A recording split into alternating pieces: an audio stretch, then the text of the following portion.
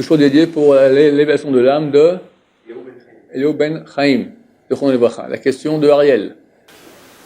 Alors en fait, comment ça se fait qu'il y a des gens qui meurent jeunes, alors qu'ils sont absolument dans le chemin de la Torah, et d'autres qui sont rien de spécial et qui meurent, qui vivent longtemps. Ok. D'abord, il y a une erreur, parce que les gens croient que c'est pas bien de mourir. C'est vrai que quelque part c'est pas bien. Pourquoi c'est pas bien? Parce que tant que tu es dans ce monde-ci, tu peux agir. Le Olam il est bon. C'est très agréable, c'est la proximité d'Hachem, c'est un monde d'une puissance extraordinaire, tous les jours plus fort. Mais tu vis sur ce que tu as acquis ici. Acquérir plus, c'est presque impossible. Si j'ai le temps, je vais expliquer pourquoi c'est que presque impossible. Ici, on peut agir. Mais c'est dangereux. Parce que tu peux agir en bien, mais tu as libre arbitre aussi, et le mal, il a le pouvoir, etc., de venir te tenter de faire le mal. Donc c'est qui tout double. Il y a un danger. Et étant donné qu'il y a du mal dans le monde, donc c'est un monde de souffrance. Ça n'existe plus aujourd'hui quelqu'un de heureux, total. Il n'y en a plus. Tu peux être bien, tu peux être moyen, tu peux être bien, mais total, c'est un monde dur. Tout le monde a des problèmes. Donc, quelque part, quand tu meurs, c'est très bien, parce que tu pars dans un monde de vérité, il n'y a plus de mensonges. Tu vas enfin jouir d'Hachem pour l'éternité. Génial. Pourquoi rester sur terre? Pourquoi? Pour mieux agir. C'est vrai que nous ne voulons pas mourir, parce qu'on va encore avoir encore une époque où on peut encore agir, encore plus.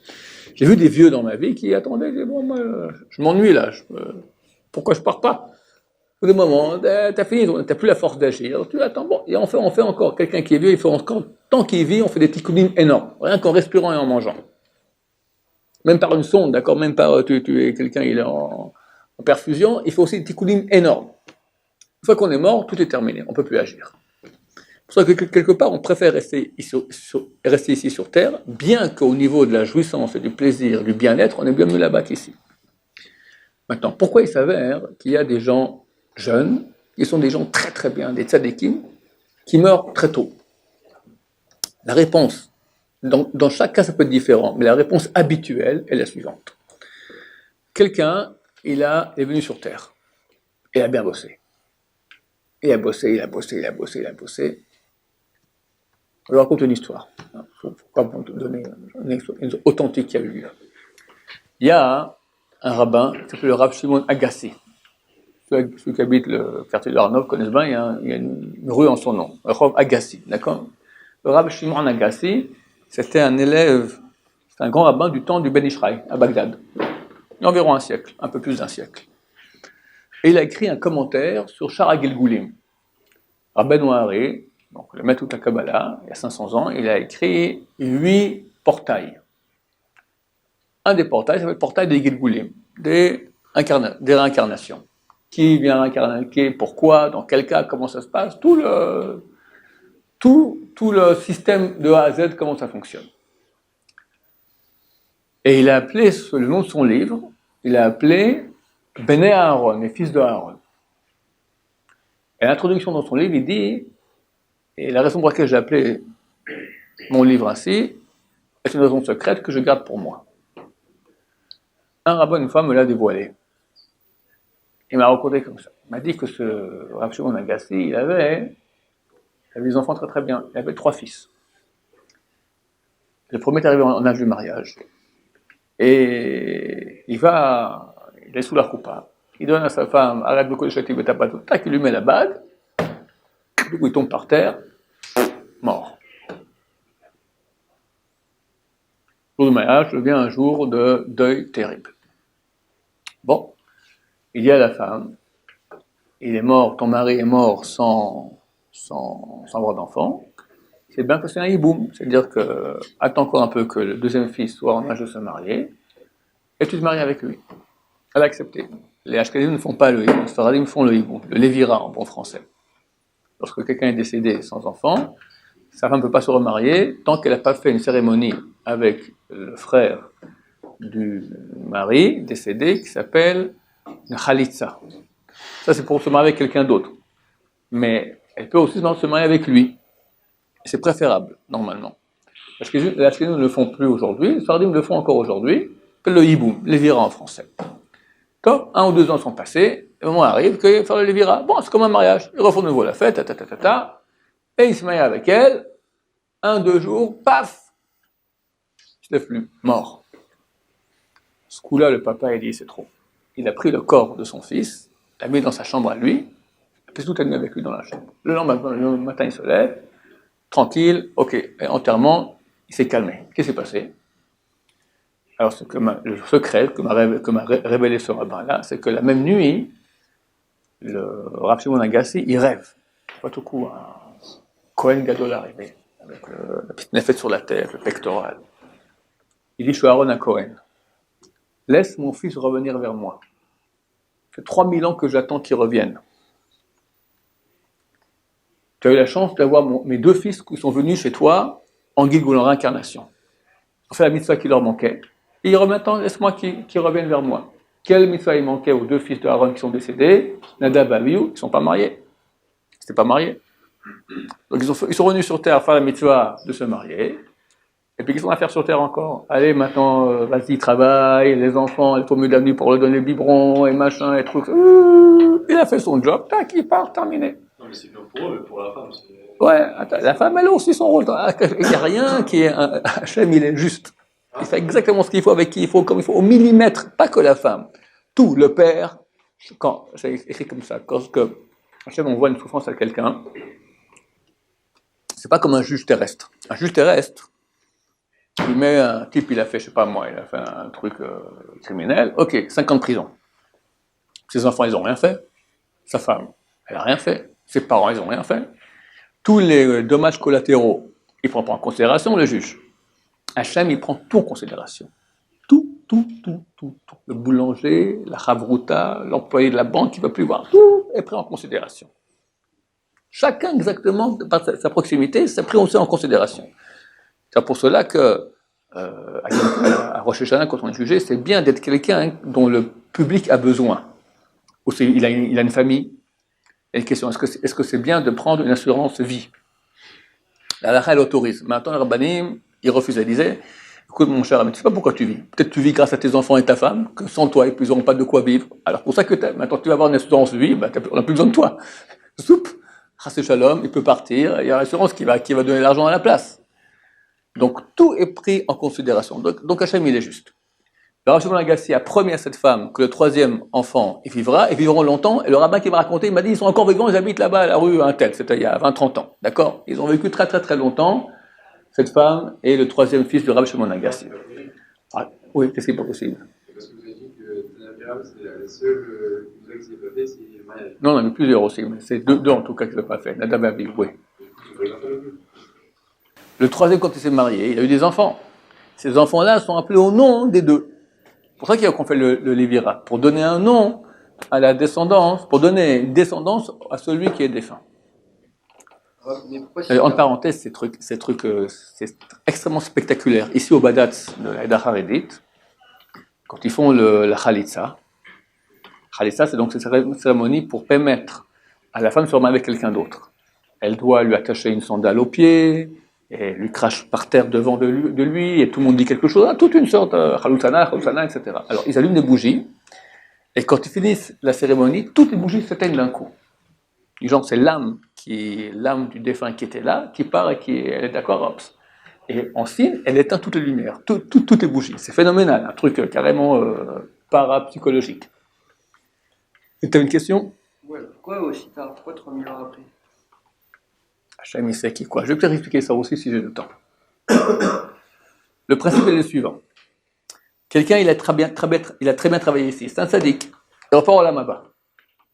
Ok, il va commencer à monter. Il monte. C'est peut-être la réponse à ta question. Il monte. Puis au bout d'un moment, lui, mon cher ami, pour monter plus, il faut encore un peu plus.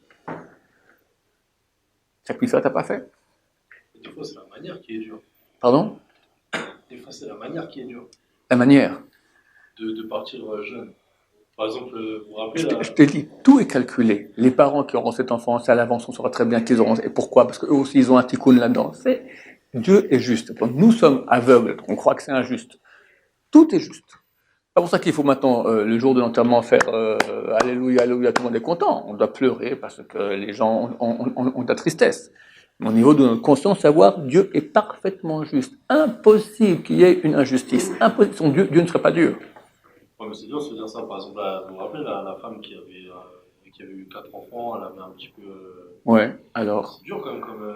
Ah, tu crois quelque chose maintenant injuste que Hachem il a fait? Pas injuste, mais c'est dur comme manière. C'est très dur. Donc, Mais c'est des dur fois. de se dire que Alors, c'est- maintenant, tu veux que je dise ça en vrai maintenant? Cette personne-là, maintenant, on lui demande, oh là, Maba, c'était bien ce qui s'est passé, mais c'est fantastique, elle va te dire. J'ai eu une mort qui était dure. C'était maintenant, ça fait un petit coup énorme dans le ciel. Bien sûr que je le ferai une deuxième fois. Nous, on est dans un petit monde fini. Ouais, il faut bien vivre là, pas souffrir, machin, tout ça. Mais on parle maintenant de choses qui sont infinies. Quand l'infini agit dans le fini, c'est toujours des choses qui nous semblent anormales. Parce qu'on est dans le monde fini. On n'a pas la capacité de comprendre c'est quoi l'infini. Mais on peut, par la conscience, comprendre qu'Hachem, il est juste. Et sinon, ça serait impossible. Il ne serait pas Hachem. Alors, la personne maintenant, elle manque la mitzvah. Où tu es bloqué, où tu veux monter plus? Je veux monter plus. Ok, alors pour ça, il faut redescendre sur terre. Il y en a qui reviennent en Gilgoul, rien que en tant qu'avorton. Il naît, il meurt. Personne ne comprend. Il est venu, c'est un tzaddik qui est venu, rien que pour encore un petit tikkun, un peu respirer, 3 respirations ici dans ce monde-ci. Déjà, il a fait le tikkun suffisant, il peut encore remonter. Il y a tout son tikkunim. Quelqu'un maintenant qui, toute sa vie, il a fait attention à ses yeux. Jamais regardé une femme. Tzaddik. Maintenant, il doit revenir, qu'est-ce qu'il a une fois, il a mangé sans faire la bracha. Il faut revenir sur terre maintenant, manger et faire la bracha.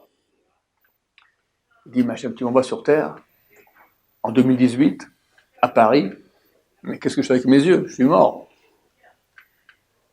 Fais-moi quelque chose que tu me promets que je ne vais pas pécher avec mes yeux. Alors lui, je suis bien. Fais-moi que je t'envoie aveugle sur terre. Tu es d'accord? Ben, bien sûr, je suis d'accord. Génial. Je fais ma bracha et je m'en vais. Le type, il grandit, il a l'âge de 13 ans, il fait sa bracha, il est aveugle, les parents sont malheureux, les parents, ils ont aussi quelque chose à réparer parce qu'ils ont un fils qui est aveugle, d'accord? Chacun, c'est un calcul de tout, Hachem sait très bien. Nous, on dit, oh, le pauvre Misken, il est aveugle. Misken, oui, mais quelque part, on lui a ôté la possibilité de faire un péché. Ou quelqu'un qui est muet, et là, toute sa vie, il a retenu de faire la shonara. Ben, il veut monter, il a encore un petit coup à faire, des yeux. Alors il vient maintenant, lui, il voit, il parle pas, chacun. Hachem fait tout très bien. Le but est qu'on arrive le plus proche d'Hachem, qu'on réalise notre potentiel au niveau maximal. Celui qui a fini ce qu'il devait faire, ça ne sert à rien de rester ici. Bye bye. C'est pour ça que les gens les meilleurs, ils partent tôt. Parce que tu vois que c'est des gens très bien, des gens super tzaddik. Il a tout réparé, il est bien, il a déjà, ça fait 3 gilouim qu'il est venu, il est super tzaddik, il est bien, tu le vois, c'est un type bien. Il avait 2-3 petits trucs encore à arranger, il a fait, bye bye, on part, terminé. C'est pas toujours, des fois des rechaim, je te donne un cas de figure qui est habituel pour les gens bien qui partent. D'habitude, c'est ça. Pardon? Non, ceux qui viennent ici, il y a même des fois des âmes qui sont volontaires, elles n'ont rien réparé, elles viennent sur terre pour aider la génération. Rav Steinman, il a écrit son testament, il avait environ 40 ans. Le fameux testament que tout le monde a vu là, 40 ans. Pourquoi? Il a eu peur qu'il allait partir. À son époque, à ce moment-là, tous les chazonish, beaucoup de grands rabbins sont décédés l'un après. Il avait peur que lui aussi, il allait partir aussi avec tout le monde. Puis va qui 60 ans, 70 ans, 80, 90 ans. Et il tient la route. Pourquoi Hachem me laisse comme ça vivant? Alors il a écrit, je pense qu'Hachem veut que j'aille aider Am Israël. Et il a commencé à 90 ans, il partait en France, en Amérique, en Amérique du Sud. Un pépé de 90 ans qui tient à peine debout, d'accord? Il est parti à Marseille, après il a monté à Paris, Lyon, tout ça, pour les chazek, pour renforcer les communautés. Moi, j'avais un type qui travaillait avec nous, à l'époque, on travaillait avec Oraita, d'accord, c'était un groupement d'organisme de Kirou, de rapprochement des Juifs à la Torah. C'était un garçon épatant, qui s'occupait du poulet moucher, du suivi avec une équipe, le responsable de toute l'équipe. Épatant, très très bien. Rav Steinman est venu en France, il a vu Rav Steinman, il dit j'arrête tout, j'étudie la Torah. Tout abandonné, il a étudié la Torah, maintenant il a fait son année, il habite ici, dans une petite ville religieuse. Rien qu'en regardant le Rav Steinman. Et il a très bien fait de faire ça. C'est beaucoup mieux d'étudier la Torah que de faire du suivi. Donc il a beaucoup aidé. Il s'est dit, pourquoi je vis tellement de temps? Pourquoi regarde les grands, le Rachar, la grande génération, il a vécu 106 ans, quelque chose comme ça. Le Rav Eliash, la grande génération, 104 ans. Le Rav Steinman, 104 ans. C'est normal? C'est pas normal. Qui vit autant de temps? C'est les grandes générations que le peuple Israël a besoin d'eux, donc Hachem les laisse en vie.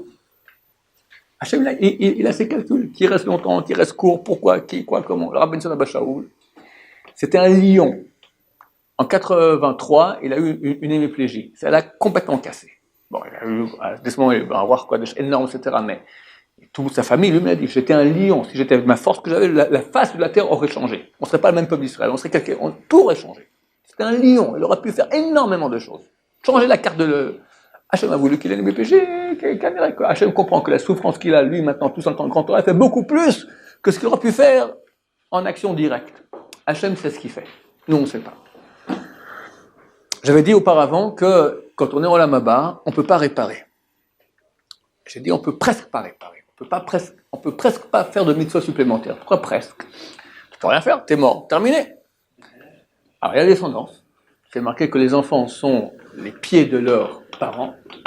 Donc quand quelqu'un va faire, même pour un parent ou un grand-parent, un ancêtre, un descendant va faire maintenant une mitzvah pour l'élévation de l'âme, pour les parents c'est automatique. Que tu dises ou pas, tout ce que tu fais dans le ciel, on dit regarde ce fils-là qu'il est bien, c'est le mérite des parents, donc les parents ils ont un mérite là-dessus. Quand c'est les grands-parents, etc., c'est bien qu'il dise, maintenant si je fais cette mise pour l'élévation de l'âme de ma grand-mère, de mon grand-père, de mon arrière-grand-père, d'accord, ça fait un effet, et ils peuvent avancer comme ça. Ou n'importe qui fait maintenant une mise pour l'élévation de l'âme de certaines personnes, alors on fait encore avancer cette personne dans l'âme bas. Ça, c'est que dans l'année, non? Non, toujours. Quand tu vas prier à Rabbi Shimon Bar Yochai, tu donnes une tzedaka maintenant pour l'élévation de son âme, tu allumes une bougie, ça ne lui fait rien, bien sûr il monte. C'est pour ça qu'on fait, c'est une sorte de, regarde, je t'ai aidé, aide-moi, d'accord? C'est évident que ça fait, c'est évident. Comment ça, il monte depuis le temps? Il est déjà là-haut. Mon cher ami, là-haut c'est infini. Infini. Infini? Infini. Alors, il y a encore un moyen super bien qu'Hachem a mis en place pour pouvoir arriver à gagner encore des mitzvot dans l'Olam Haba sans devoir revenir sur terre et risquer de tout perdre. Quelqu'un revient ici, c'est un tzaddik dans le Gilgul passé, dans la réincarnation passée, il revient ici et il va à Paris, 2018, en été, les bonnes femmes, qui sont dans le panneau et il peut partir en cacahuète terrible. Il aura une vie bien. C'est marqué un rachat, un impie qui a une vie bien, c'est marqué c'est un impie, fils de tzaddik. Tu regardes, son père, il est tout aussi impie que lui. Pourquoi il est fils de tzaddik? Quand on dit fils de tzaddik, c'est le fils de sa réincarnation. Ce qu'il est aujourd'hui, c'est le fils, c'était produit parce qu'il était dans sa réincarnation passée. Donc lui, dans la réincarnation passée, c'est un tzaddik. Donc maintenant, il a le passif positif de sa réincarnation passée, donc il ne souffre pas. Et il fait les 400 000 coups, d'accord? Et tout va très bien dans sa vie. Regarde, je fais tout va très bien. Mon cher ami, tu es en train de bouffer tous les mérites que tu as eu dans le Gilgul passé. Donc c'est dangereux de venir sur terre. Alors Hachem a mis en place un système qui s'appelle Ibur Neshama. Ibur Neshama, c'est en quelque sorte tomber enceinte d'une Neshama d'un tzaddik. Quand quelqu'un mérite, il va faire une mitzvah dont un tzaddik et dont l'Olam Haba est manquant. Par exemple, tu fais Bava Metzia. Il te manque un certain chapitre. Tu as fait Bava Metzia, tu n'as pas fait la fin du chapitre 1, qui est un peu plus dur. Tu as sauté. Bon, tu as l'Olam Haba. Tu montes, on rentre maintenant, il y a un shiur sur Bava Metzia de Hachem, que je beaucoup il donne un shiur, d'accord, Bava Metzia, on arrive à la page 13, toi t'es silence radio. Ça la fout mal par rapport à Hachem. Bon, je veux gagner ça. Justement maintenant, à Yeshua Yosef là-bas, ils sont en train d'étudier ça. Alors je vois quelqu'un, le tzaddik qui voit quelqu'un qui est en train d'étudier ça, et il rentre dans lui. Le type vient, le type là, il a la pêche, allez, viens, il comprend, il a envie. Il a été comme ça, un réveil extraordinaire. T'as Rabbeinu Tam, je sais pas, un grand tzaddik qui est rentré en toi, maintenant il te pousse en avant. Dans tout ce que tu fais, lui aussi, et toi, et lui, vous êtes méritants de cela. Donc lui, quelque part, il est méritant de la mitzvah que tu fais. Mais si tu oses, au milieu de tout à coup, tu vas penser à une fille, parler de politique avec ton prochain, à la shonara, dès que tu fais un péché, lui, il veut pas être avec toi, parce que s'il fait un péché, il va pas il veut bien être associé à toi dans la mitzvah, mais pas dans le péché. À la seconde, il voit à l'avance que tu vas faire le péché, il voit une fraction de seconde, tac, l'âme, elle le quitte. On peut avoir un Ibur Neshama, comme ça, pendant des fois des années, avoir quelqu'un qui est avec nous. Mais si on fait une avéra, il nous quitte. Maintenant, c'est écrit que quand un des meilleurs moments pour recevoir ce Hibron Neshama, c'est quand? Le sommeil qu'on fait Shabbat, après la DAF. Pas après que tu as dormi 12 heures la nuit et tu vas dormir encore 6 heures le jour, d'accord? Tu as étudié la nuit comme il faut bien, tu te lèves le matin, tu as bien prié, tu as mangé ta DAF, après tu vas dormir un peu. À ce moment-là, zip, peut rentrer un Hibron Neshama. Le Kaf HaChaim, il écrit que si on dort le jour, la Neshama, elle part. La Kabbalah qui dit ça. La Neshama, elle ne peut pas supporter que tu dormes le jour. Mais si tu dors pour pouvoir avoir la force pour étudier, alors il semblerait que ça va. Comme ça écrit le Kaf HaChaim. Maintenant, qu'est-ce qu'on gagne? On appelle ça capital garanti. C'est-à-dire que le type, il descend sur terre, il va gagner des mitzvot en plus. Mais il n'y a aucun risque qu'il fasse un péché. Parce que si tu fais un péché, toi, le type qui est en bas, il te quitte tout de suite. Donc c'est un bon moyen de gagner. Parce que si Hachem n'avait pas mis sur point ce système-là, on ne serait jamais sorti de l'auberge. Pourquoi? Parce que sur terre, Dieu, il a fait qu'on a libre arbitre. Donc tu as une tendance à faire le bien qui est égale à celle de faire le mal. Bon, tu choisis. C'est clair, sur une population définie de 1 million de personnes, tu as en gros, grosso modo, la moitié qui vont faire le bien, la moitié qui vont faire le mal. C'est normal. Si tu as une tendance moitié-moitié, normalement, dans les chiffres, au niveau démographique, d'accord, tu as la moitié qui va faire le bien, la moitié le mal. Alors, on ne va jamais s'en sortir. Comment la moitié qui fait le mal, elle peut s'en sortir un beau jour? On va au Lamaba. Et là-bas, elle va recevoir le mérite des mitzvot qu'elle a fait. Elle va purger ses peines aussi. Après, les mitzvot qu'elle n'a pas fait, elle pourra revenir dans l'âme de quelqu'un qui les fait. Il faut un mérite. Elle doit avoir un mérite. Il faut que la personne en bas ait un mérite. Et Hachem fait en sorte qu'ils ont le droit de travailler ensemble comme ça, en collaboration, qui pourra monter maintenant et recevoir les mitzvot, faire les mitzvot qu'il n'a pas fait ici sur terre, sans prendre de risque de les perdre ou de faire des péchés. Baruch Adonai, l'olam, amen va amen.